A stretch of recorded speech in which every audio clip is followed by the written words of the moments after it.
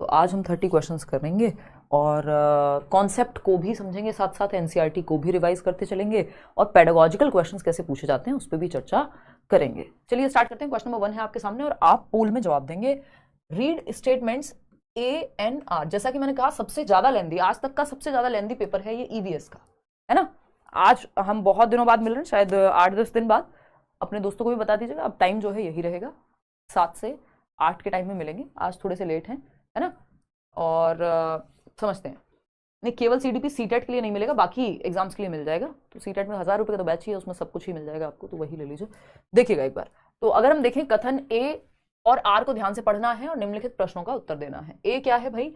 Silk worm can find his female worm from many kilometres away by her smell. रेशम का जो कीड़ा होता है सिल्क वॉर्म, जिसको हम कह रहे हैं, अपनी मादा को उसकी गंध से कई किलोमीटर दूर से ही पहचान लेता है। ये कहानी जब हम एनसीईआरटी पढ़ते थे तो मैंने आपको बहुत बार बताई है।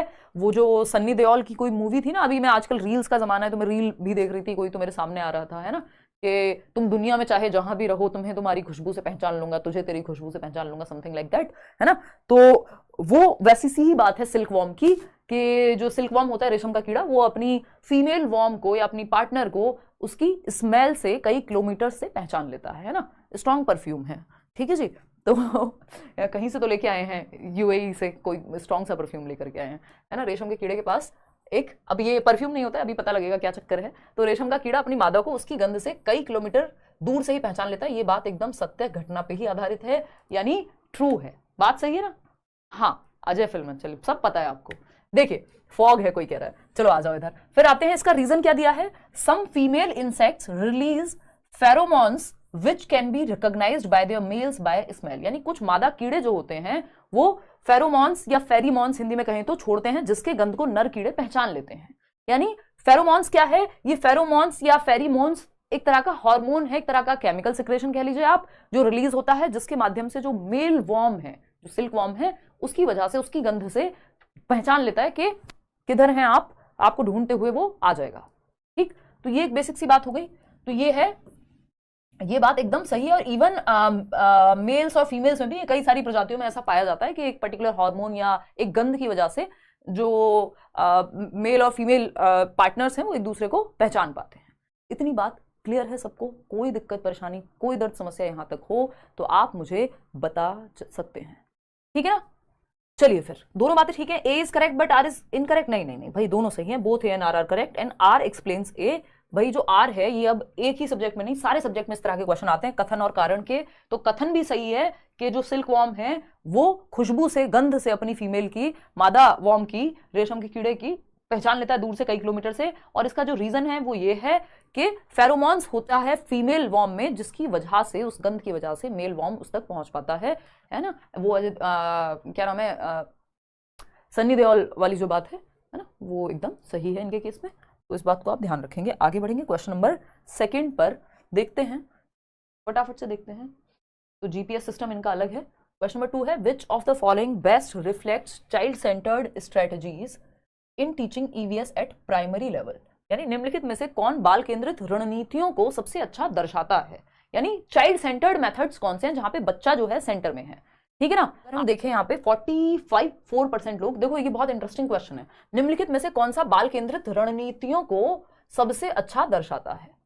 और पिछले कुछ टाइम में हुआ है ऐसा कि मैं यूट्यूब पे थोड़ी रेगुलर हुई हूँ, मैं समझती हूँ वो चीज़। बहुत साल हो गए यार, 8 साल हो गए, तो उतार चढ़ाव आते रहते हैं। देखना एक बार, 44% लोग कह रहे हैं कि आंसर क्या है, 3rd ऑप्शन। चलिए देखेंगे। अगर हम देखें यहाँ पे, देखो 3 ऑप्शन सही नहीं हो सकते, सिंपल बात है भाई, हमें ऑप्शन के हिसाब से जवाब देना है। ऑप्शन क्या है? ऑप्शन दिन को रात कहे तो हम, तुम दिन को अगर रात कहो रात कहेंगे। कौन? ऑप्शन के अकॉर्डिंग चलना है। हम अपनी मर्जी से तो यहाँ एक 5वां आंसर नहीं बना सकते कि ये 5th ऑप्शन है और हम अपनी मर्जी से ABCD लिख दें यहाँ पे, है ना। वो तो पॉसिबिलिटी है नहीं, इन्हीं 4 में से कोई जवाब होगा, ठीक। तो अगर हम देखें 2 ही ऑप्शन हम चूज कर सकते हैं। तो लेक्चर मेथड को हटा देंगे, क्योंकि लेक्चर मेथड प्राइमरी लेवल पे, 1st to 5th लेवल पे जो ये लेक्चर मेथड है, जैसे मैं अभी डिस्कशन करके बहुत सारी बात कर रही हूँ, या लेक्चर मतलब 1 वे हो जाता है एकदम, चॉक एंड टॉक मेथड कहते हैं, सबसे पुरानी विधि है। व्याख्यान विधि बहुत बोरिंग हो जाती है, बड़ी क्लासेस के लिए, ज्यादा लोगों को एक साथ बिठा करके समझाने के लिए ठीक रहती है, जबकि प्राइमरी लेवल पे 1:40 होना चाहिए मैक्स टू मैक्स, ठीक है ना। तो यहाँ पे लेक्चर मेथड को हम अच्छा नहीं मानते, क्योंकि इसमें बच्चा एक्टिव नहीं रहता, टीचर सेंटर्ड विधि है ये, चाइल्ड सेंटर्ड है ही नहीं। डिमॉन्स्ट्रेशन हुआ, डिस्कशन हुआ, सर्वे हुआ, इन सब में फिर भी बच्चा एक्टिव रहता है, हालांकि डिमॉन्स्ट्रेशन में भी टीचर ज्यादा एक्टिव है। ठीक है ना। और यहाँ पे अगर हम बात करें तो डिमॉन्स्ट्रेशन के, देखो डिस्कशन तो पक्की बात है, बच्चों को चर्चा में तो शामिल करो। इवन आप खाने का टॉपिक पढ़ा रहे हो तो बच्चे से पूछो आपके घर में क्या खाना बना था, अच्छा आज टिफिन में क्या लाए हो, अच्छा छुट्टियों में घूमने कहाँ गए थे, तो चर्चा होगी। ठीक, सर्वे या फिर डिमॉन्स्ट्रेशन। अब ए तो पक्का है कि ए तो होगा ही होगा, तो ए कहाँ कहाँ है, ए ऑप्शन में है सेकंड और थर्ड में, तो ये तरीका होता है ऑप्शन को एलिमिनेट करने का। जहां ए है ही नहीं ऑप्शन में उसको हटा लिया, क्योंकि ए तो निश्चित है, बाकी किसी का हमें पता नहीं, बट ए तो 100% आएगा और सी आएगा नहीं, तो जहां जहां सी है उसको हटा दिया। फर्स्ट और फोर्थ में सी था। अब बचता क्या है, अब हमें चूज करना पड़ेगा, ए के साथ डी है और ए के साथ बी है। ठीक, तो ए के साथ बी या फिर ए के साथ डी।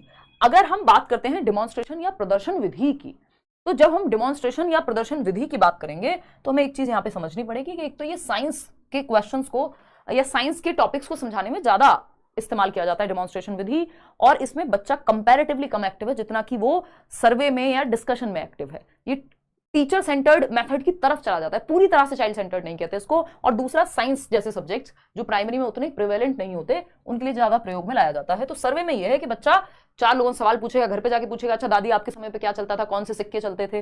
तो ए और डी जो है वो यहाँ पे ज्यादा बेहतर ऑप्शन हमें नजर आ रहे हैं। हालांकि आप में से 44% लोग जो हैं वो ये कह रहे हैं कि जो है आंसर आपका थर्ड होना चाहिए, बट ऐसा नहीं है, क्योंकि ए और बी नहीं हो सकते सही। तो यहाँ पे हम डिस्कशन और सर्वे के साथ जा रहे हैं कि आप बच्चे को 4 सवाल पूछ रहे हैं, वो भी तो सर्वे ही है ना, ठीक है ना, ये ऑफिशियल आंसर भी है ये आपका। तो second option is the right answer over here. आगे बढ़ेंगे क्वेश्चन नंबर 3 पर। क्वेश्चन नंबर 3 क्या कहता है, फटाक से देखिएगा और फिर समझिएगा। देखिएगा एक बार, मैं आ रहे हैं फोन, फटाफट से जवाब देंगे आप लोग, कोई दिक्कत परेशानी। फर्स्ट ऑप्शन कह रहे हैं 71% लोग, 71% लोग कह रहे हैं कि ऑप्शन 1 ही सही है। देखना एक बार, जो कि सही भी है, 81% लोग भी कह रहे हैं अब तो 80%। You wish that students learn by peer learning strategies. Peer learning समझते हैं आप, यानी एक दूसरे के साथ छात्र सहपाठी शिक्षण। यानी हिमांशी की दोस्त है पूजा या मान लेते हैं कोई और नाम बता दो यार, प्रतिष्ठा, है ना। तो हम 3 दोस्त हैं, हम आपस में सीखते हैं एक दूसरे से। वो मुझे एक चैप्टर पढ़ा देती है, मैं उससे एक चैप्टर पढ़ लेती हूँ, और मैं उसको 2 चैप्टर पढ़ा देती हूँ, इस तरह से चलता रहता है। ठीक, तो ये है पीयर लर्निंग। ठीक है, which strategy will you adopt to form groups. आपको ग्रुप बनाना है तो कौन सी स्ट्रेटेजी बनाएंगे, समूह में सिखाने के लिए, ग्रुप में सिखाने के लिए कौन सी स्ट्रेटेजी बेहतर होगी। तो पहला ऑप्शन है make a heterogeneous group based on participation and cooperation. यानी भागीदारी और सहयोग के आधार पर कि बच्चे इन्वॉल्व भी हों, पार्टिसिपेट भी करें उस ग्रुप में और सहयोग करें, यानी इन्वॉल्व भी हों और कोऑपरेट भी करें, हेल्प भी करें एक दूसरे की। और कैसा ग्रुप होना चाहिए, हेट्रोजेनस। ये बात मैंने आपको बहुत बार बताई है पेडागोजी में या ओवरऑल सीडीपी में भी, कि कैसा आपको समूह बनाना है, विषम समूह। जब भी समूह बनाने की जरूरत पड़े, ग्रुपिंग की जरूरत पड़े, तो 2 प्रकार के ग्रुप होते हैं, एक होता है होमोजीनियस और दूसरा होता है हेट्रोजेनस। तो जब भी ग्रुपिंग की बात हो रही है या ग्रुप्स बनाने की बात हो रही है तो सिंपल बात है कि आपको होमोजीनियस नहीं, यानी समान क्षमताओं का ग्रुप नहीं, होमो का मतलब ही होता है सेम, है ना। हम कहते हैं होमोसेक्सुअलिटी, यानी सेम सेक्स में इंटरेस्ट या इंक्लिनेशन, लेकिन होमो का यहाँ पे जो है ग्रुप हमें होमो जीनियस नहीं बनाना है जिसमें सारे सेम क्षमताओं के बच्चे हों। यानी मेरा मैथ्स अच्छा है तो बाकी सबका भी मैथ्स में अच्छे नंबर आते हैं, तो भाई अगर मुझे एसएसटी सीखनी होगी तो मैं किससे सीखूं। होमोजीनियस मतलब सब एक ही क्षमता के बच्चे हैं, जबकि हमको अलग अलग क्षमता के बच्चे चाहिए कि अगर मेरा मैथ्स खराब है तो वो मुझे मैथ्स सिखा दे मेरा दोस्त या मेरी फ्रेंड जो है, और मैं उसको विषम समूह में क्या होगा, अलग अलग क्षमता के बच्चे होंगे, कोई स्पोर्ट्स में भी अच्छा हो सकता है, कोई मैथ्स में अच्छा होगा, कोई साइंस में अच्छा होगा, तो सब एक दूसरे से सीख पाएंगे। जबकि सेम एबिलिटी वाले ग्रुप में डिफरेंट एबिलिटी ग्रुपिंग हो जाएगी, ये कि डिफरेंट बच्चे हैं, तो ये एकदम राइट चॉइस है यहाँ पे। बट अगर मैं बात करूं किसकी, ये जो आपका सेम एबिलिटी वाले ग्रुप्स को नहीं बनाना है, हेट्रोजेनस या मिक्स्ड एबिलिटी ग्रुपिंग करनी है। सेम एबिलिटी ग्रुपिंग नहीं, मिक्स्ड एबिलिटी, यानी मिक्स्ड एबिलिटी के बच्चे हों, अलग अलग क्षमताओं के बच्चे हों, है ना, सेम एबिलिटी के नहीं। अगर सब सेम एबिलिटी के बच्चे होंगे तो कुछ नया सीख नहीं पाएंगे एक दूसरे से। तो ग्रुप्स हमेशा हेट्रोजेनस बनाने हैं, मिक्स्ड एबिलिटी ग्रुपिंग करनी है, ये बात सही है। फिर भी बाकी ऑप्शंस देख लेते हैं। Form a group of 5 students of same gender and socio economic background, ये सेम एबिलिटी ग्रुपिंग हो गई कि जिनकी इनकम सेम है उनको एक साथ डाल दीजिए। जो बच्चे जो है सेम जेंडर के हैं, लड़कियां हैं तो लड़कियों का ग्रुप, लड़के हैं तो लड़कों का ग्रुप, लड़कियां हैं तो सिटिंग अरेंजमेंट भी इवन हमारा ऐसे होता है कि लड़के हैं तो एक साइड, लड़कियां हैं तो एक साइड, जो कि एकदम खराब तरीका है ना। और make a roll number wise groups of 4-5 students, तो इसमें भी कोई बहुत ज्यादा हमें कैसे पता चलेगा कि वो मिक्स्ड एबिलिटी वाले बच्चे हैं कि नहीं है। Make a homogeneous group of students according to their scores of examination, के 90% वाले बच्चों को ए सेक्शन में डाल दिया, बाकी को इसमें डाल दिया, डी में डाल दिया, तो ये होमोजीनियस ग्रुपिंग है, एकदम सही तरीका नहीं है। ठीक, तो ये फर्स्ट ऑप्शन ही यहाँ सही तरीका है, हेट्रोजेनस ग्रुपिंग। सिंपल बात, नो बकवास। आगे बढ़ेंगे क्वेश्चन नंबर 4 पर। पोचमपल्ली पर पता नहीं कितनी बार क्वेश्चन आ चुका है भाई। 15 नंबर की पेडागोजी आएगी इसमें, 15 नंबर का एनसीईआरटी से जो है आपकी समरी आती है। एक दो क्वेश्चन इधर उधर हुआ तो हुआ, उसके लिए आपको बहुत ज़्यादा टेंशन लेनी नहीं है, सिर्फ 2-3 साल के प्रीवियस ईयर कर लेने हैं, या फिर आप बैच में हैं तो बात सही है। तबियत अब बहुत बेहतर है शेखर, है ना। देखिएगा एक बार क्वेश्चन नंबर 4, नोट्स चाहिए, notes, mock test, PDF notes, अलग अलग तरह के प्रीवियस ईयर क्या कहते हैं हम उसको, एक्सपेक्टेड क्वेश्चंस, ये सब आपको बैच में मिल जाएंगे एक साथ। क्वेश्चन नंबर 4 देखिएगा, Pochampally is famous district for its beautifully designed bright coloured saris and for the special kind of weave which is also called Pochampally. It is a part of Pochampally खूबसूरत डिजाइन की चमकदार रंगों की साड़ियों और विशेष प्रकार की बुनाई, जिसे भी पोचमपल्ली ही कहते हैं, इस बुनाई को भी के लिए विख्यात है जिला है। यह निम्नलिखित में से किसका भाग है? जो पोचमपल्ली जगह है वो कहाँ है, फटाफट से बताना है। महाराष्ट्र में है, तेलंगाना में है, तमिलनाडु में है, या कर्नाटका में है? और अगर मैं यहाँ कर्नाटका हटा के आंध्र प्रदेश लिख दूं तब आप क्या चूज करेंगे ये बता दीजिए। अगर मैं यहाँ कर्नाटका हटा के आंध्र प्रदेश लिख दूं तो आप क्या जवाब देंगे ये बता दीजिए, फटाफट से बताना है, आपको थोड़ा कंफ्यूज करना है। आंध्र प्रदेश, अब क्या जवाब रहेगा आपका? फटाफट से आंसर कीजिए, क्या आंसर आप देना चाहेंगे? यहाँ पे 59% लोग कह रहे हैं सेकेंड ऑप्शन, 59%। अगर आप अब से 2 महीने हैं, आज से एग्जैक्ट 2 महीने आप टिक के सिर्फ यूट्यूब की क्लासेस भी देख लेते हैं तो आपको बेहद बेनिफिट हो जाएगा, इतनी बात पक्की है ना। और इस बात का मैं भी बिल्कुल आपसे एकदम खुला प्रॉमिस कर दे रही हूँ आज कि सैटरडे संडे छोड़ के मैं पूरी कोशिश करूंगी, कोशिश क्या करूंगी मतलब मैं रेगुलर आऊंगी, बात खत्म, है ना। चलिएगा, अलग अलग सब्जेक्ट्स हम लोग डिस्कस करेंगे क्वेश्चंस के थ्रू, देखना एक बार, बहुत ही बढ़िया।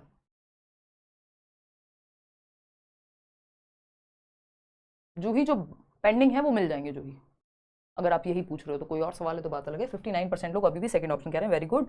क्योंकि अगर हम देखें पोचमपल्ली कहाँ है तो पोचमपल्ली तेलंगाना के एक डिस्ट्रिक्ट में एक टाउन है, अगर मैं कहूँ तो। उस डिस्ट्रिक्ट का नाम मेरे को एग्जैक्टली याद नहीं आ रहा, उसमें पोचमपल्ली जो है। और पोचमपल्ली की साड़ियाँ बहुत फेमस हैं, या वहाँ का वीविंग टाउन बोल देते हैं इसको, कि यहाँ पे बुनाई कढ़ाई बहुत होती है और अलग अलग धागों से सिल्क वगैरह बहुत सारी चीज़ों का यूज हुआ जाता है। जो यहाँ की फेमस कढ़ाई है वो इक्कत कहते हैं आई थिंक उसको, या इक्कत कहते हैं। तो ये भी एक एक्स्ट्रा बात हो गई। पहले आंध्र प्रदेश में आता था, लेकिन जो अपडेटेड एनसीईआरटीज हैं उनमें शायद आज से अगर आप चले जाएंगे 5-6 साल पहले जो मेरे सेशंस होंगे तो उस टाइम पे आपको ये एनसीईआरटी में भी आंध्रा ही लिखा हुआ मिलेगा। बट आज के समय अगर आप देखेंगे, या आज से जो ज़्यादा पुरानी वीडियोज़ नहीं है लेट्स लर्न पे ही वो देखेंगे, तो उसमें आपको तेलंगाना मिल जाएगा। तो ये तेलंगाना में है, ठीक है ना। फिर अलग हो गया था ना ये, तो तेलंगाना के अंदर आएगा पोचमपल्ली, जहाँ ये साड़ियाँ बनाई जाती हैं। एक आपका चैप्टर है प्रॉपर एनसीईआरटी में कि ये मुक्तापुर गांव में रहने वाली एक बच्ची है वाणी, और प्रसाद के घर में रंग बिरंगे धागों का ढेर लगा रहता है। यानी बहुत ही जो भी बात हुई कि ब्राइट जो थ्रेड हैं ब्राइट कलर के वो इसमें पाए जाते हैं, और अम्मा अप्पा और परिवार के साथ लोग बुनाई का काम करते हैं, ठीक है ना। तो एक तो रंग बिरंगे धागे यानी कलर्ड जो आपके ब्राइट क्या कहेंगे थ्रेड्स हैं, लोग क्या करते हैं वीविंग का काम यानी बुनाई का काम करते हैं। बुनाई सुंदर होती है, अपने आप में यूनिक होती है। और ये जो गांव है वो तेलंगाना राज्य के पोचमपल्ली कस्बे में आता है, कस्बे के पास है, जो ये मुक्तापुर विलेज की यहाँ बात हुई है। यहाँ ज्यादातर परिवार बुनकर हैं, बुनाई को पोचमपल्ली नाम से जाना जाता है। तो इस बुनाई को भी, वीविंग का नाम भी क्या है, पोचमपल्ली ही है, ठीक है ना। जो ही करेंगे आपका डाउट सॉल्व, मैं एक बार टीम को बोलूंगी। इन गांवों के लोग बहुत पुराने समय से यह काम कर रहे हैं, और मतलब ये बुनाई वाला, तो ये एक बेसिक सी बात हो गई कि हमें ये 2-3 बातें यहाँ याद रखनी है।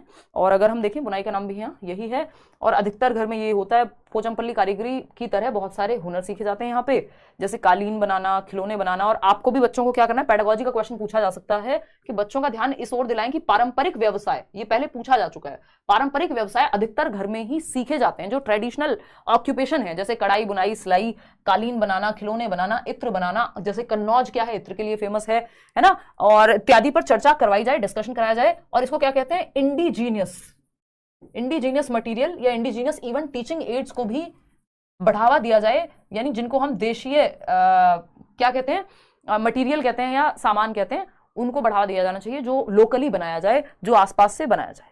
ठीक है जी, ठीक है समरेश, धन्यवाद। क्लियर है बात। तो इंडिजीनियस मटेरियल का इस्तेमाल करें टीचर भी अपने टीचिंग लर्निंग मेथड्स को और बेहतर करने के लिए। अगर मैं बात करूं तो यहाँ अगर आपसे मैप पे पूछ लिया जाए, जो कि एक क्वेश्चन है भी आगे, तो आपको अगर तेलंगाना की बात करें तो नेबरिंग स्टेट अगर पूछ रहे तो आपको पता है यहाँ आंध्र प्रदेश है, इधर आपका ये उड़ीसा है, इधर कर्नाटका है, ऊपर महाराष्ट्र सॉरी तेलंगाना है, ठीक।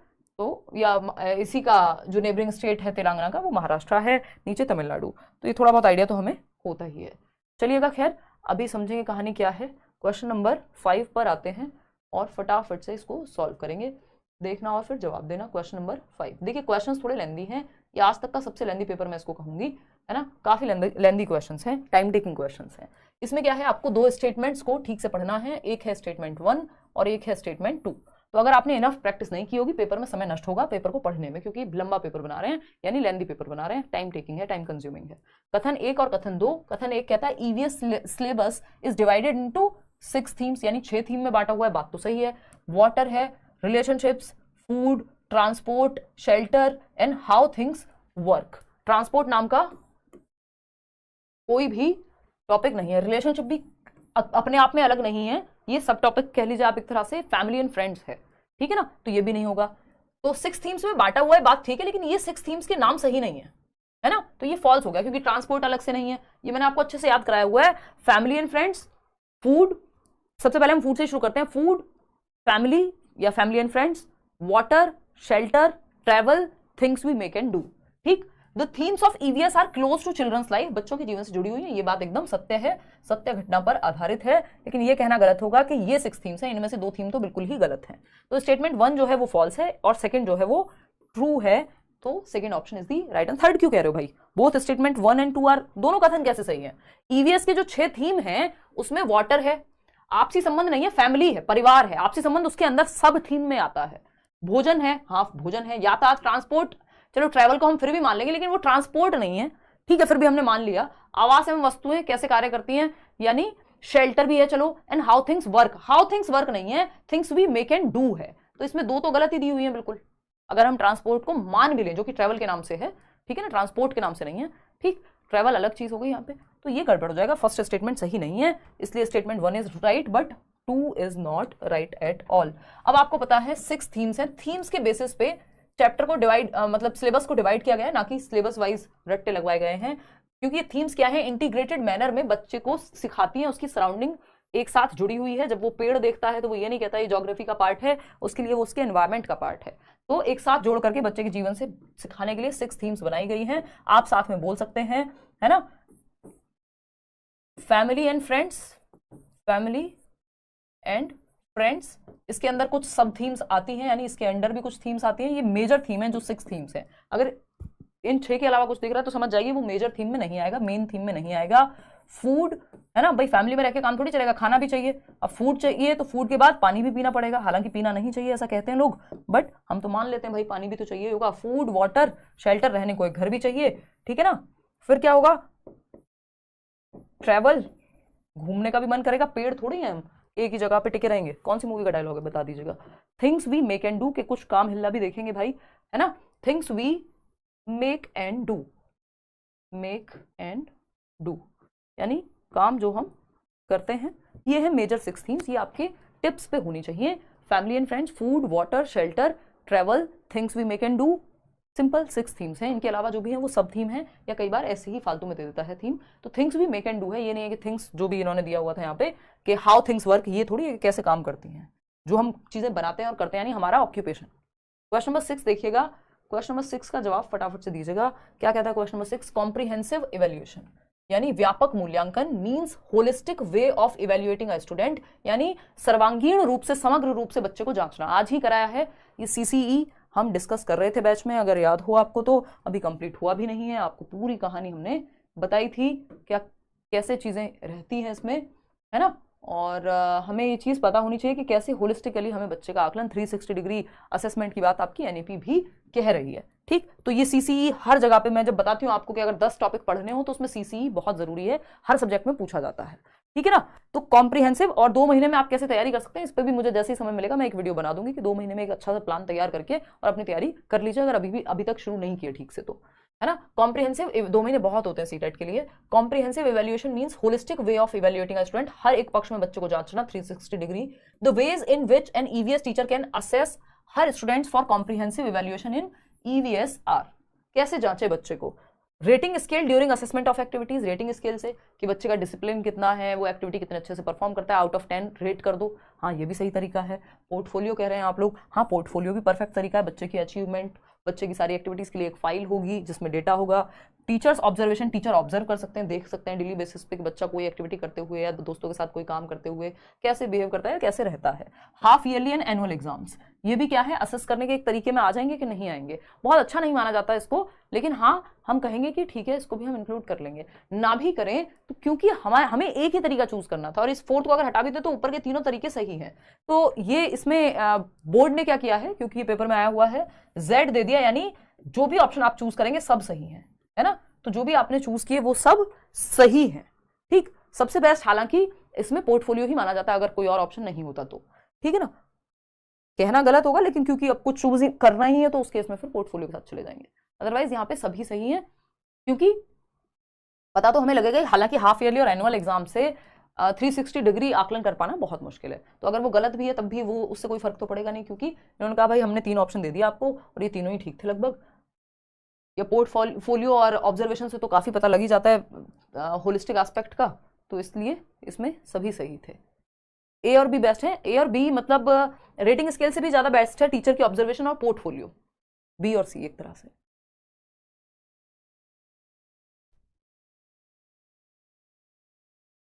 देखिएगा थर्ड ऑप्शन 43% लोग कह रहे हैं, an EVS teacher taught about animals to her students. एक ईवीएस के टीचर ने एनिमल्स यानी पशुओं के बारे में, जानवरों के बारे में बच्चों को बताया। And ask them to do the following task, उनको एक टास्क करने को दिया। पहला टास्क क्या है, right names of various animals around them. जो भी आपके आसपास आपको जानवर दिखे, चाहे वो कुत्ता हो, बिल्ली हो, भैंस हो, गाय हो, है ना, पिग्स हो या बकरी हो, भेड़ हो, कोई भी हो, आपके आसपास जो भी एनिमल्स दिखे उनके नाम लिखने हैं। सिंपल बात। तो बच्चा तो एक्टिव रहेगा, हाँ रहेगा।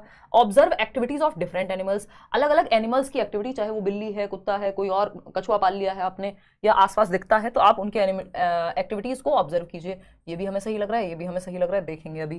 Classify animals into categories based on observations. अब जो आपने ऑब्जर्व किया है उसके बेसिस पे अलग अलग कैटेगरी में बांट दो कि ये पालतू हैं, ये जंगली हैं, ये ऐसे हैं, ठीक है। डिफाइन द टर्म एनिमल, यानी एक टर्म है एनिमल, उसको डिफाइन करो। डेफिनेशन लिखो कि जानवर को परिभाषित करो कि जानवर क्या होता है। बच्चा कौन सी क्लास का था हमें नहीं पता, बट प्राइमरी क्लास का ही है, ठीक है ना। तो डिफाइन करना है। अब पूछा क्या है हमसे, देखो ये क्वेश्चन ठीक से पढ़ना बहुत जरूरी है, नहीं तो हमारा आंसर गलत हो जाएगा। विच of the above is not, जहां नॉट लिखा हो, लीस्ट लिखा हो, एक्सेप्ट लिखा हो यानी सिवाय लिखा हो, नहीं लिखा हो, तो 3 इडियट्स में जैसे आमिर खान के कान जो है ऐसे थे, तो ऐसे कान खड़े कर लेने, आई मीन सतर्क हो जाना है और ध्यान से जवाब देना है, ठीक। तो which of the above is not appropriate for students of primary level as per the nature of EVS at primary level. जो नेचर है प्राथमिक स्तर पे ईवीएस का, जो प्रकृति है ईवीएस की, उसके अनुसार कौन सा गलत है। तो ये हम बहुत बार डिस्कस करते हैं कि डेफिनेशंस पे फोकस करना, परिभाषाओं पे फोकस करना प्राइमरी लेवल पे एकदम गलत है। तो बाकी के तीनों ऑप्शन हमारे लिए सही हो जाते हैं, लेकिन ये डिफाइन करना, एनिमल की परिभाषा के रट्टे लगा के बताना, वो गलत हो जाएगा, है ना। तो गलत क्या है, वही सही है क्योंकि पूछा ही गलत है। सिर्फ नॉट पूछा था कि क्या सही नहीं है, तो जो सही नहीं है वही सही है क्योंकि पूछा ही सही नहीं था। सिंपल बात, D option is the right answer, बाकी सब तो सही थे। क्वेश्चन नंबर 8 देखिएगा, ये क्या कहता है भाई। क्वेश्चन नंबर 8 कहता है read the following statements carefully. Statement A है और स्टेटमेंट बी है। स्टेटमेंट ए पढ़ते हैं, xylem transports water and minerals from roots to rest of the plant. जो जाइलम है वो जल और खनिजों को जड़ों से पौधे के बाकी हिस्सों तक पहुंचाता है। ये एकदम फैक्चुअल क्वेश्चन है, ठीक। फिर आता है statement B, phloem translocates food from leaves to various parts of the plant. तो ये फूड को अलग अलग पार्ट्स ऑफ द प्लांट तक लेकर के जाएगा। क्या ये सही है, क्या ये दोनों सही है, क्या बी सही है, क्या है सही, दोनों ही सही है, both A and R are true. ये एकदम ऐसा, ये 2 क्वेश्चन हैं जो आउट ऑफ द बॉक्स हैं या जो डायरेक्ट आपको एनसीईआरटी में शायद देखने को ना मिले। ये आपको फिर अलग से यूट्यूब की सहायता ले लीजिए या कोई भी किसी बच्चे के आसपास की छोटे जो पब्लिक स्कूल्स में जाते हैं ना, प्राइवेट स्कूल्स में बच्चे, तो उनके पास कई बार एनसीईआरटीज नहीं होती हैं इतनी छोटी क्लास में, तो उनकी किताबों में काफ़ी चीज़ें हो जाती हैं। तो या तो इंटरनेट से प्लांट्स के टाइप, उनकी क्या फंक्शंस होते हैं, वो सब थोड़ा सा पढ़ना पड़ेगा क्योंकि इसमें फिक्स नहीं है। ये आज आ गया क्वेश्चन, जरूरी नहीं है ये जाइलम पे दोबारा क्वेश्चन भी आए, ठीक है ना। तो ये एकदम फैक्चुअल क्वेश्चन है। तो ऐसे 1-2 क्वेश्चन तो मिलेंगे, उसको मान के चलना है। या तो अलग से पढ़ लीजिए एक्स्ट्रा में, नहीं तो अपना अक्कड़ बक्कड़ करना पड़ेगा क्योंकि वो 2 क्वेश्चन ना तो आप प्रिडिक्ट कर सकते हैं और ना ही आपको पता है कि वो आएंगे भी या नहीं आएंगे। तो कई बार कॉमन सेंस बेस्ड हो जाता है और नहीं तो आपको एक्स्ट्रा में वो लेके जाना पड़ेगा। अदरवाइज इसके लिए सिर्फ अलग से चैप्टर करना कोई बहुत बढ़िया बात नहीं है। चलिए आते हैं question number 9। Neena, an EVS teacher of class 5, gives a group assignment to her students that they have to visit nearby agricultural farms and find out information about the implements used by farmers during agriculture and the type of crops they grow. They also have to collect photographs and prepare a report. What process skills and learning indicators are involved here?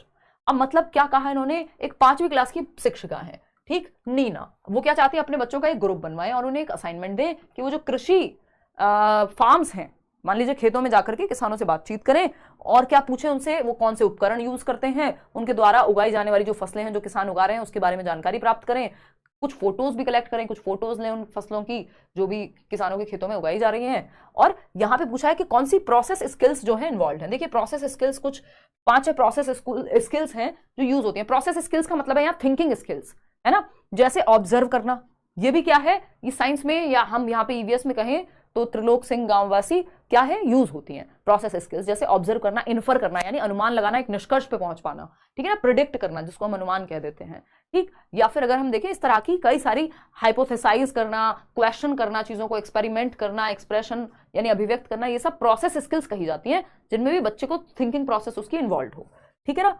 तो अब यहाँ पे कौन सी process skill use हुई है farmers से ये पूछने में कि वो क्या उगा रहे हैं, उनका फोटो लेने में, ये आपको पूछना है, फटाफट से बताइए।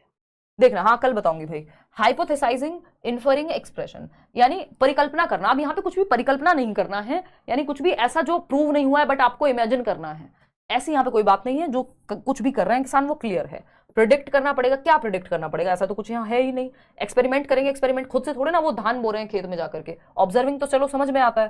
क्वेश्चन करेंगे, बिल्कुल क्वेश्चन करेंगे तभी तो पता लगेगा किसानों से कौन सी फसल है, कैसे उगा रहे हैं, है ना। एक्सप्रेशन यानी अभिव्यक्त करेंगे, बिल्कुल सही बात है, क्योंकि उन्हें एक रिपोर्ट बनानी है तो उनको एक्सप्रेशन करना पड़ेगा। इन्फरिंग होता है निष्कर्ष निकालना या परिणाम निकालना कि आपको फाइनली ये मिलके गांव में इतने लोगों से और ये समझ आया और ऐसे ऐसे ये फसलें उगती हैं। ये भी बात सही लग रही है, लेकिन और ऑप्शन देख लेते हैं। एक्सपेरिमेंटेशन सही नहीं होगा।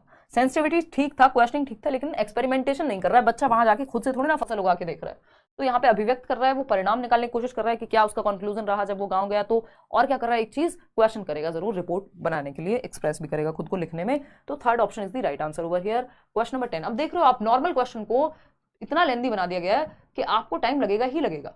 आप जल्दीबाजी में जवाब देंगे गड़बड़ हो जाएगी, है ना। जल्दी करनी है, जल्दबाजी नहीं करनी है। और जल्दी कैसे कर पाएंगे, जब प्रैक्टिस बहुत ज्यादा की होगी। कुछ क्वेश्चंस तो ऐसे हैं हर एक सब्जेक्ट में, स्पेशली ईवीएस हो गया या मैथ्स पेडागोजी हो गया, जो आप ये मान लीजिए कि 100-150 क्वेश्चन को आपने बार बार रिवाइज कर लिया तो उससे ज्यादा बेहतर कि मतलब आपने अगर 1000 क्वेश्चन किए और वो बस जल्दीबाजी में कर लिए सही और गलत के नाम पे, और आपने 100 क्वेश्चन किए और प्रॉपर एनालिसिस के थ्रू समझ करके क्वेश्चन को अंडरस्टैंड करके प्रॉपर एनालाइज करके समझा और सॉल्व किया, तो वो 100 क्वेश्चन ज्यादा बेहतर साबित होंगे कई बार, क्योंकि टॉपिक्स लिमिटेड हैं। ठीक है जूही, कल हम बात करेंगे इस पे, टेंशन ना लो।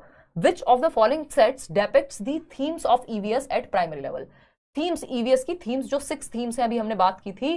फैमिली एंड फ्रेंड्स, मेरे साथ आप बोल भी सकते हैं, घर वालों को बता सकते हैं, मम्मी के कान में जाके बोलिए जल्दी से अगर वो किचन में खाना भी बना रही हो तो, कि मम्मी ईवीएस में यानी पर्यावरण अध्ययन में कक्षा 3 से 5 के लेवल पे ईवीएस होती है। फर्स्ट और सेकंड क्लास में एनसीईआरटी की किताब नहीं होती है। आप लैंग्वेज और मैथमेटिक्स की सहायता से ईवीएस पढ़ते हैं, ये बात मैं आपको बता देती हूँ, पेपर में पूछा जा चुका है कई बार, ठीक, कि फर्स्ट और सेकंड क्लास में ईवीएस नहीं पढ़ाई जाती, अलग से एक सब्जेक्ट के रूप में या एक बुक नहीं होती उसकी।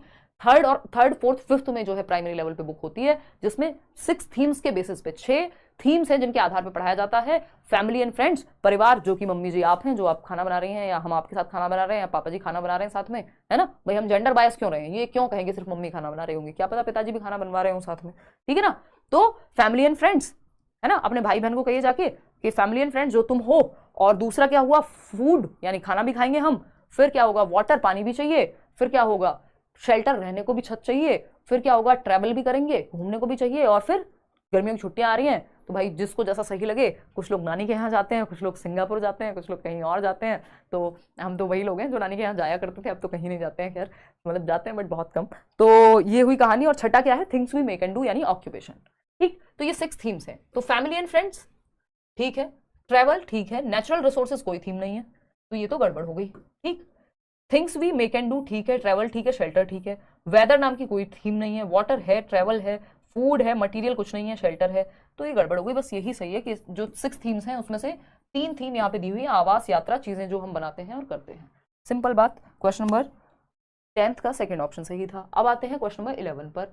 फटाफट से जवाब देंगे। डॉक्टर्स प्रेस्क्राइब ब्लड टेस्ट, जो डॉक्टर्स हैं वो ब्लड टेस्ट कराने को कहते हैं for patients to confirm malaria, कि जिन पेशेंट्स को, जिन रोगियों को मलेरिया होता है उनके लिए ब्लड टेस्ट किया जाता है। Blood test is done to, क्यों किया जाता है ब्लड टेस्ट? मलेरिया में, मलेरिया पे आपके पास एक क्या है, चैप्टर है प्रॉपर, ठीक है, जो ही कराएंगे आपका सॉल्यूशन, डोंट वरी। अब पढ़ ले थोड़ा सा, है ना, मेरी ऑलरेडी बहुत एनर्जी लग रही है, आपको पता है, बैच में भी आज मैं सेम बात कर रही थी, है ना, कि एनर्जी सही जगह लग जाए, मुझे थोड़ी एक्स्ट्रा मेहनत करनी पड़ेगी नॉर्मल से, जब तक तबियत ठीक नहीं होगी एक्स्ट्रा एफर्ट लगेगा, तो प्लीज़ आप थोड़ा सा आप भी एफर्ट करके पढ़ लीजिए, डिस्ट्रैक्शन मत क्रिएट कीजिए, ठीक है ना। डॉक्टर मरीजों में मलेरिया की पहचान के लिए खून की जांच कराने को कहते हैं। खून की जांच से होगा क्या, क्या पता लगेगा? Check for eggs of female anopheles mosquitoes in blood, यानी फीमेल एनोफिलस से मलेरिया होता है तो वो फीमेल एनोफिलस के एग्स मिलेंगे ब्लड के अंदर। एग्स सीधा, मतलब डंक मार के जो मच्छर है सीधा एग्स आपके अंदर डाल देगा, ये थोड़ा खतरनाक नहीं हो गया, है ना। Check for microbes in blood, check for haemoglobin in blood, check iron in blood. Iron check करते हैं आप एनीमिया के लिए, या हीमोग्लोबिन जो है, ये दोनों ही, एनीमिया पे भी बात हुई है कि खून की कमी हो जाती है, आयरन की कमी है नॉट, तो ये तो एनीमिया से रिलेटेड है लास्ट के दोनों, ये तो मलेरिया से रिलेटेड नहीं है, ठीक है ना बात। तो अगर हम देखें यहाँ पे तो ये तो दोनों हट ही जाते हैं ऑप्शन से। अब या तो मादा मच्छर के अंडों की उपस्थिति का पता लगेगा या फिर उपस्थित जीवाणुओं का, तो अंडों का पता लगना थोड़ा सा खतरनाक हो रहा है, अच्छा नहीं लग रहा है ये सुनने में भी, कि डायरेक्ट जो है एग्स ट्रांसफर हो गए, एक फीमेल एनोफिलस ने, यानी मच्छर ने काटा, मच्छर के अंडे चले गए आपके हाथ के अंदर या बॉडी के अंदर, थोड़ा सा अनरियलिस्टिक लग रहा है, वास्तविक नहीं लग रहा है। पोल गलत दे रहे हैं भैया, नींद में होंगे शायद, या हो सकता है आपके इंटरनेट में दिक्कत हो, आगे पीछे जा रहा हो। Check for microbes in blood, ये बात एकदम सही है कि ब्लड में जो जीवाणु हैं उनका पता लगेगा कि वो कौन से जीवाणु हैं, वो मच्छर के लार्वे से बने हैं, है ना, जो फीमेल एनोफिलस है, या फिर कुछ और है। तो अगर वो जीवाणु या माइक्रोब्स पाए जाएंगे जो कि मलेरिया को दर्शाते हैं या फीमेल एनोफिलस से आए हैं, तो हम मान लेंगे कि भैया आपको मलेरिया है, और ऐसा नहीं है कि आप एग्स चेक कर लेंगे, वो गलत हो जाएगा। तो second option is the right answer. और मलेरिया जो है मच्छर से होता है, पहले लोगों को लगता था खराब पानी से होता है शायद, बट एक डॉक्टर थे, उनका नाम रोनाल्ड रॉस था, if I am not wrong, तो एनसीईआरटी में दिया हुआ है, एक बार चेक कर लेना भाई, है ना, या फिर रोनाल्ड रॉस ही था आई थिंक, और मार्टिन एक पेशेंट था और समथिंग, एक बार आप चेक करना, है ना, नहीं तो हम किसी और क्लास में भी डिस्कस करेंगे। याद आ रहा है किसी को? अगर हम बात करें यहाँ पे, हैप्पी बर्थडे शौर्य को, धन्यवाद शशांक, इधर आ जाओ। मेडिसिन फॉर मलेरिया, इसके बाद हम केक कट करेंगे, इधर आ जाओ। मलेरिया की अगर हम बात करें तो इसके लिए सिनकोना बार्क, सिनकोना ट्री का जो है, या तो हम इसकी टैबलेट्स दे सकते हैं व्यक्ति को, या फिर हम क्या दे सकते हैं, मेडिसिन बनती है सिनकोना बार्क से। पेपर में पूछ सकता है सिनकोना ट्री के बार्क से, यानी जो उसका बार्क को क्या कहते हैं, छाल कह लीजिए, तो सिनकोना ट्री के छाल से या जो भी बार्क है उसकी, उससे पीस करके या तो मेडिसिन बनाई जाएगी या उससे टैबलेट्स बनाई जाएंगी, जिससे ट्रीट किया जाएगा मलेरिया के पेशेंट को, ठीक है ना। और बार्क लिखा भी हुआ है, बार्क पाउडर, या फिर strain the water which was given to patient, okay, छान लो इसको, और आजकल टैबलेट्स भी आती हैं, सिंपल बात है, ठीक है जी, कोई दिक्कत परेशानी, छाल, एग्जैक्टली, बहुत बढ़िया भाई। रोनाल्ड रॉस नहीं किया था ना, ये रोनाल्ड रॉस थे, मार्टिन पे किया था, किसी और पे किया था, वो मार्टिन वाली कहानी आई थिंक अलग है, बट रोनाल्ड रॉस ने ये पाया कि मलेरिया जो है अभिगुण मच्छर से होता है, ना कि गंदे पानी से, ठीक है जी। और मच्छर जमा हो जाते हैं जब ऐसे शांत जगह, मलेरिया, डेंगू, चिकनगुनिया, तो इस तरह के ऑप्शन आते हैं पेपर में कि कौन सी चीज बीमारियां हैं जो बुखार से, सॉरी कौन सा बुखार है या बीमारी है जो मच्छर के काटने से हो रही है। क्वेश्चन नंबर 12 देखिएगा, textbook of EVS should reflect the recommendation of NCF 2005 of linking students life at school to their life outside, यानी बच्चों के स्कूल के जीवन को बाहर के जीवन से जोड़ दीजिए, ऐसी सिफारिश जो है कौन करता है, एनसीएफ 2005 करता है, जो कि एक डॉक्यूमेंट है जो गाइडलाइंस देता है टीचर्स को भी, और जो स्टेट गवर्नमेंट्स भी हैं या जो भी करिकुलम डिजाइन करने वाले लोग हैं, चाहे वो एनसीईआरटी है, सीआरटीज हैं, कि बच्चों के हित में ये चीजें होनी चाहिए। तो वो कहते हैं कि जीवन जो है क्लासरूम में जो बच्चा सीखता है वो बाहर की दुनिया से जुड़ा होना चाहिए, उसकी रियल लाइफ से, उसके वास्तविक जीवन से कनेक्ट कर दीजिए। इसका उदाहरण कौन सा है, textbooks support students to construct knowledge through all the given activities, यानी पाठ्य पुस्तकें विद्यार्थी को उनके आसपास के सभी स्रोतों के माध्यम से ज्ञान का निर्माण करने में सहायता करेंगी, यदि तो वो पाठ्य पुस्तकें एनसीएफ के आधार पर बनी हुई हैं, क्योंकि वो जीवन से कनेक्ट कर रही हैं। सुनने में अच्छा लग रहा है, फिर भी बाकी ऑप्शंस तो चेक करने पड़ेंगे, हमें चाहिए बेस्ट ऑप्शन, ठीक है। Teachers need to use textbooks as one of the teaching learning resource, teachers को आवश्यकता है कि वो टेक्स्ट बुक को एक कई सारे रिसोर्सेज में से एक रिसोर्स की तरह माने, जो हम हमेशा डिस्कस भी करते हैं। हाँ, बात तो सही है, ये भी पॉजिटिव ही है जवाब, लेकिन हमें बेस्ट ऑप्शन चाहिए। थर्ड ऑप्शन पढ़ेंगे, students are compelled to memorise few important concepts. अब ये मेमोराइज अपने आप में ही नेगेटिव हो जाता है कि स्टूडेंट्स को महत्वपूर्ण कॉन्सेप्ट्स को याद कर लेना चाहिए। याद करना पड़ रहा है यानी आप बच्चे को एक्टिव नहीं रख रहे हैं, उसको रट्टाफिकेशन, रोट लर्निंग की तरफ ले जा रहे हैं, ना कि मीनिंगफुल लर्निंग की तरफ। Text book is the only source of knowledge, ये मानना एकदम गलत है कि पाठ्य पुस्तक ज्ञान का एकमात्र स्रोत है और सर्वोसर्वा है, ऑलमाइटी है, ठीक है ना, ये कहना गलत है। अब हमारे पास दो ऑप्शन बचते हैं, फर्स्ट और सेकंड, जो कि हमें दोनों सही लग रहे हैं। देखते हैं, teachers need to use textbooks as one of the teaching learning resource. शिक्षकों को पाठ्य पुस्तकों को शिक्षण अधिगम संसाधनों में एक संसाधन के रूप में उपयोग करने की आवश्यकता है। पूछा क्या था कि कैसे हम स्कूल के जीवन को, क्लासरूम के जीवन को बाहर से जोड़ें, उसके रियल जीवन से जोड़ें। तो बेटर है कि टेक्स्ट बुक सपोर्ट करें स्टूडेंट्स को to construct knowledge through all the given activities. जितनी भी एक्टिविटीज बुक्स में भी गिवन है, जो हमने अभी सिंकोना बार की, इतने सारे एक्सपेरिमेंट्स आपकी ईवीएस की किताब में गिवन है, वो सब रियल लाइफ से जोड़ते हैं क्योंकि वो रियल लाइफ पे आधारित है। तो टेक्स्ट बुक एक वन ऑफ द रिसोर्स है, इस बात में कोई गुनाह नहीं है, ये बात एकदम सही है। लेकिन बेहतर ये होगा कि ये जो टेक्स्ट बुक्स हैं वो क्या करें, उसको बच्चे को कंस्ट्रक्ट करने का मौका दें, बाहर की दुनिया से जोड़ें, ऐसी कहानियां अलग अलग लोगों की लाएं जो बच्चे के जीवन से जुड़ सके। तो फर्स्ट ऑप्शन ज्यादा बेटर है सेकंड के मुकाबले, ऐसा नहीं है कि सेकंड गलत था। क्वेश्चन नंबर 13 देखिएगा, which one of the following statements regarding Gadisar lake is not true. ध्यान से पढ़िएगा, नॉट ट्रू। घाडीसर लेक के बारे में कौन सी एक बात सही नहीं है। ये भी एनसीईआरटी में गिवन है, ये मत सोचिएगा कहां से आ रहे हैं क्वेश्चन, सब एनसीईआरटी से आ रहे हैं।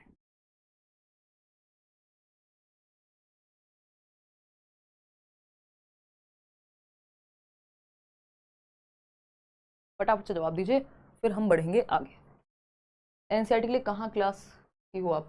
यहीं लेट्स लर्न पे आपको प्लेलिस्ट मिल जाएगी, जिसमें एनसीईआरटी की चैप्टर वाइज समरी कराई हुई है, या फिर जो भी इंपॉर्टेंट है वो सारी चीज़ें कराई हुई है। मैं प्लेलिस्ट एक बार टेलीग्राम चैनल पे भी कल शेयर कर दूंगी, अगर आपको नहीं मिल रही है जो बेस्ट प्लेलिस्ट होगी, क्योंकि आज से नहीं, पिछले 8 साल हो जाएंगे इस साल, और मैं यूट्यूब पे लगातार डिस्कशन कर रही हूँ, ऐसा नहीं है सिर्फ नाम के लिए, प्रॉपर डिस्कशन हम लोगों ने किया सालों साल, है ना। अब तो बहुत सारे चैनल्स आ गए हैं, खैर, तो वो आपको मिल जाएगा प्रीवियस, क्योंकि अब एक बहुत बार ये भी होता है कि इतनी चीज़ें इतनी बार मैं करा चुकी हूँ, तो वो बार बार रिपीट जस्ट कराते रहने का कोई फायदा नहीं, क्योंकि यूट्यूब पे क्या है, अब 1 to 1 भी नहीं हो सकता ना, इतने सारे लोग होते हैं, तो कई बार उसमें भी फिर मतलब कुछ खास बेनिफिट उस तरह से नहीं हो पाता, तो इसलिए प्रैक्टिस करते हैं। फिर which one of the following statements is not true about Gadisar lake, it was connected with 9 lakes. हाँ भाई, 9 लेक्स से कनेक्टेड थी घाडीसर, एक से दूसरा, यानी एक लेक से बाकी के 9 लेक्स भी भर जाएंगे, ये बात हमने एनसीईआरटी में पढ़ी है। It is in use till today, ये कहना गलत हो जाएगा कि ये तालाब जो है आज भी प्रयोग में है, नहीं, एक टाइम पे प्रयोग में लाया जाता था, आज नहीं आता है।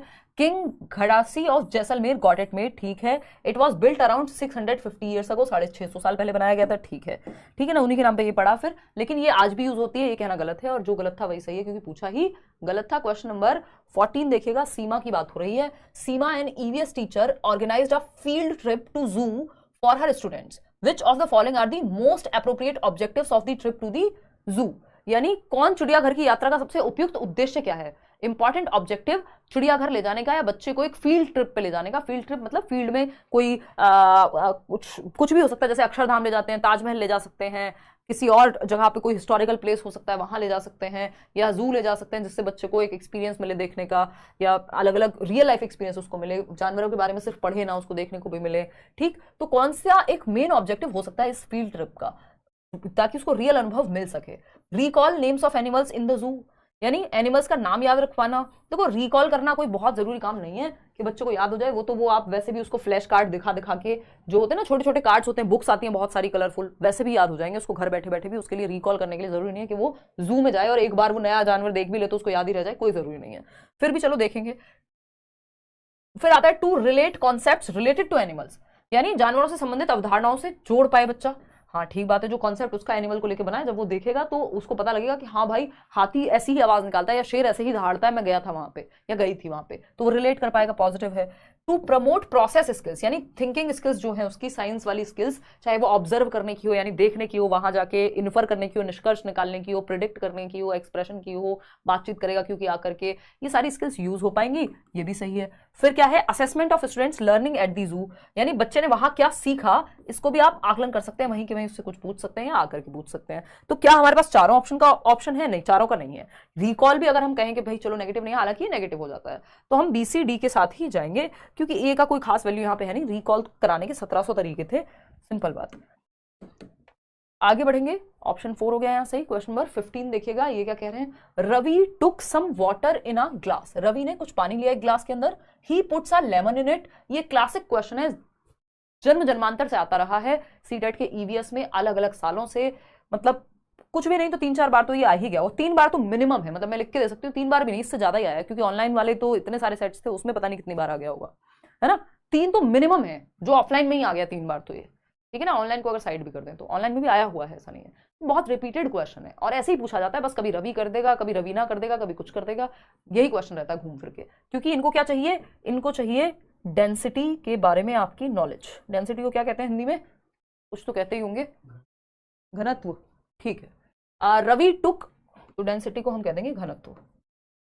अगर हम बात करें, Ravi took some water in a glass, Ravi ने एक ग्लास में वाटर लिया, उसमें लेमन यानी नींबू डाला, नींबू निचोड़ा, नींबू पानी बन गया, पी गया रवि और फिर सो गया।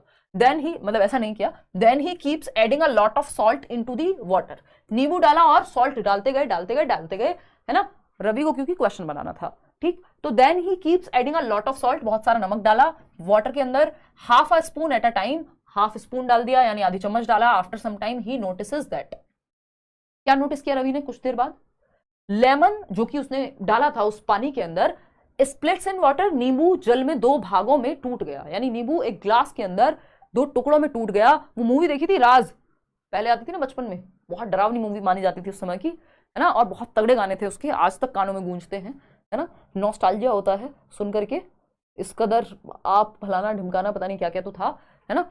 तो लेमन स्प्लिट्स, तो वहां पे नींबू जो है वो लाल पीला गुलाबी वो सब हो जाता था, तो वैसा ही लग रहा है मुझे पढ़ के कि लेमन जो है वो स्प्लिट हो गया वाटर में, है ना, नींबू जल में 2 भागों में टूट गया, अब तो जरूर साया है किसी का। ये बकवास में नहीं पढ़ना है ना, ये सीधा साइंटिफिक कॉन्सेप्ट है, इधर उधर की बातें नहीं करनी है। आशुतोष राणा एग्जैक्टली, है ना, और ऐसे डर डर के बचपन में देखते थे, थोड़ा रजाई रख लो, जब थोड़ा मुश्किल सा सीन आए फिर बताओ, हम तो देखो कितनी डर वाली मूवीज देख लेते हैं, और आज मेरे को कोई दिखाए मैं चाह के भी ना देखूं, मतलब मेरे को इतना क्रैप लगता है, मतलब सबकी अपनी पर्सनल चॉइस होती है, ऐसा नहीं है, देख भी सकते हो, बट वो स्त्री टाइप की मूवी देख सकते हो जिसमें एटलीस्ट कॉमेडी ही हो, नहीं तो वो बिना मतलब डराने का माहौल बना के रखते हैं जबरदस्ती, इतनी नेगेटिविटी भर देते हैं। तो मैं वो जो डर वाली मूवीज होती हैं, एनाबेल देखी थी मैंने एक बार, मेरे को याद है, और मैं कॉन्शियसली नहीं देखती हूँ, मतलब मेरे को कोई किक ही नहीं मिलती उसमें। तो स्त्री क्या अपने आप में सटायर है, तो वो सोशल प्रॉब्लम्स भी दिखाई हुई हैं उसमें, मजा आता है देखने में। अदरवाइज ज्यादातर, ये मेरा पर्सनल ओपिनियन है, ज्यादातर जो डर वाली फियर वाली जो मूवीज होती हैं, हॉरर मूवीज जिनको हम कहते हैं, वो एकदम सेंसलेस, लॉजिक तो पता नहीं कहाँ खिड़की से बाहर फेंक दिया होता है उन्होंने, है ना, तो वैसा सा हो जाता है। तो वैसा ही यहाँ हुआ है कि जल में जो नींबू है 2 भागों में टूट गया, क्योंकि ये एक हॉरर मूवी थी और ये चल रही थी, है ना। पहले सबको शौक होता है, मेरा भाई है उसको शौक है अभी, तो कॉलेज में हमें याद है एक मूवी आई थी 3 AM, हम गए थे देखने, अब बहुत खतरनाक लग रही थी, हालांकि वो थी नहीं उतनी, lemon splits in water, but movie theatre में तो लगती भी है, ठीक। चलो हमने दुनिया भर की बातें, मेरी भड़ास निकल गई।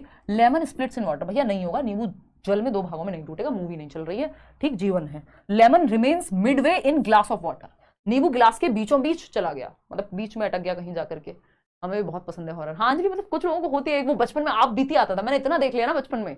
तो जो मेरी मामी जी है, मतलब मैं तो मम्मी बोलती हूँ, इतने सालों से हम साथ थे, तो वहां मैं बचपन में उनके साथ देखती थी, उनको शौक था, मैं भी देखती थी आराम से, और वो जो उसकी टोन थी, जिनको पता है उनको पता है, बस ये नॉस्टैल्जिक चीजें हैं आज की डेट में, ये इतना बहुत सारे लोगों को नहीं पता होगा, जो बिल्कुल जेन ज़ी टाइप के लर्नर्स हैं हमारे नए नए, जो अभी एडमिशन लिया होगा जिन्होंने, है ना, वो आप बीती आता था तो वो खतरनाक होता था, मतलब उसका टोन आज भी मेरे को याद है, वो अंदर से डर लग जाए आपको, ठीक है ना।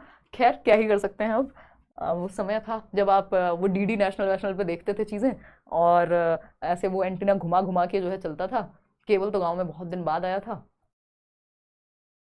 कोई कह रहा है आप सीडीपी टीचर हो इसलिए मैम, हाँ मतलब अब सेंस नहीं बनाती, हाँ मैम मैंने भी देखा था। चलिए बहुत बढ़िया, आ जाओ फिर। Lemon remains midway in glass of water, बीच में अटक जाएगा कहीं, ये फिर से राज मूवी जैसी बात कर रहा है। लेमन सिंक्स इन वाटर, डूब जाएगा, या फिर लेमन फ्लोट्स इन वाटर। तो साइंस के हिसाब से यही बात सही है कि नींबू जल में तैरने लगेगा, और ये कॉन्सेप्ट आपको और ज्यादा पढ़ना हो तो आप आशु सर के पास चले जाइए, अच्छा पढ़ा देंगे आपको, है ना। तो लेमन फ्लोट्स इन वाटर क्या है, तैरने लग जाएगा, क्यों, बिकॉज ऑफ डेंसिटी, जो घनत्व है वो बढ़ गया है, किसकी वजह से, वो जो नमक डाला गया था पानी के अंदर उसकी वजह से। वो जो डेड सी का कॉन्सेप्ट है ना, एक क्वेश्चन आता है कि आपके एनसीईआरटी में भी है कि डेड सी है एक, मृत सागर बोलते हैं जिसको हम, तो उसमें लोग डूबते नहीं है, क्यों, क्योंकि उसकी डेंसिटी बहुत ज्यादा है। You are getting the point. तो डेंसिटी ज्यादा होने की वजह से चीजें डूब नहीं पाती पानी के अंदर, सिंपल बात है। बहुत बढ़िया। तो अगली बार अगर मम्मी कहें कि बेटा चुल्लू भर पानी ले आओ, तो उसमें नमक डाल देना और फिर कहना मम्मी कुछ होने वाला नहीं है, इसलिए नहीं जा रहे हैं इसके अंदर, क्योंकि डेंसिटी बढ़ चुकी है। समझ रहे हो ना बात को? तो यार साइलेंट कर लो उसे। तो ये एक बात हुई। और आज के लिए अब इतना ही मजाक करेंगे, आगे बढ़ जाते हैं साइदा। ठीक, तो इससे हमें क्या पता चलता है कि जैसे ही पानी में हम सॉल्ट ऐड कर रहे हैं, नमक ऐड कर रहे हैं, तो उसकी डेंसिटी बढ़ जा रही है, और जब उसका घनत्व बढ़ जा रहा है, जो उसके मॉलिक्यूल्स हैं, जो भी आप उसको साइंस की भाषा में कहेंगे, वो क्लोज आते जा रहे हैं, तो क्या होगा, पानी में डूबेंगी नहीं चीजें। और इसी से निकल के आता है एक कॉन्सेप्ट डेड सी का, जो आपके मृत सागर जिसको हम हिंदी में कहते हैं, उसमें भी जो व्यक्ति है, अगर आप जाएंगे तो आप तैर सकते हैं उसके ऊपर। इसमें क्या होगा, आप डूबेंगे नहीं, फ्लोट कर जाएंगे। फ्लोट किस लिए कर जाएंगे, क्योंकि इसकी डेंसिटी ज्यादा है। मुझे ऐसा ही याद आ रहा है, ये हम पढ़ चुके हैं प्रीवियसली जब हमने एनसीईआरटी